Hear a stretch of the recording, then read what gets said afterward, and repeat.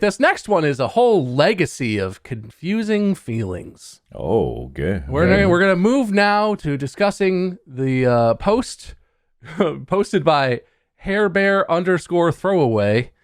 And the title is, "Am I the asshole for giving my daughter a stuffed bear filled with human hair?" I'll read you the story. And Hair Bear posted a story about a bear with human hair. I guess the name... What? I'm going to warn you, the story does not clarify why this happens very well. It just explains what happened. Okay, all right. Okay. My wife and I just had our daughter, our first child, 3 months ago. Our family has a tradition where the firstborn will get a special stuffed animal. I got one from my mom when I was born, who got one from her mother, who got one from her father, so on and so on. This is a generational tradition. And the reason it's special is because it's stuffed with the parents' hair. The way this works is once a child is old enough to start getting their hair cut, parents will save the hair, as much of the hair as they can, of the firstborn child. And when that child is grown and becomes a parent themselves, the new grandparent, who saved all the hair, will use that child's childhood hair to make a stuffed animal by hand to give to the new baby. So the grandparent gives the baby a stuffed animal filled with the baby's parents' hair from when they were a child.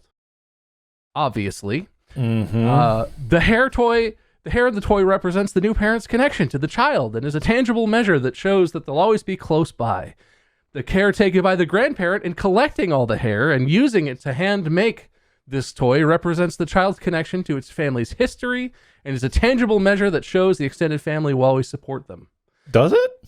The stuffed animal is a way of connecting this new life to their new family. Is it? Yeah, well, yeah. I mean, he's writing it so succinctly that it sounds declarative, like he's reading from a law book, but he's just saying words.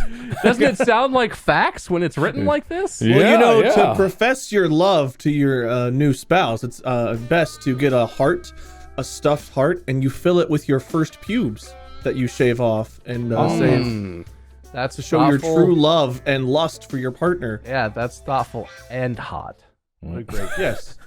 It makes you seem closer.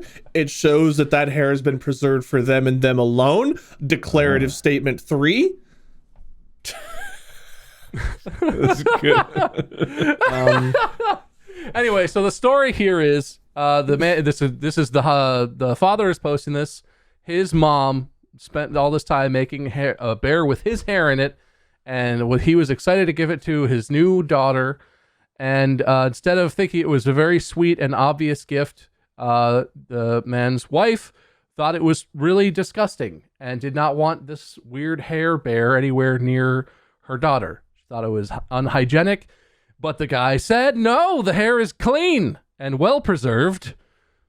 And they argued about it because, of course, they did.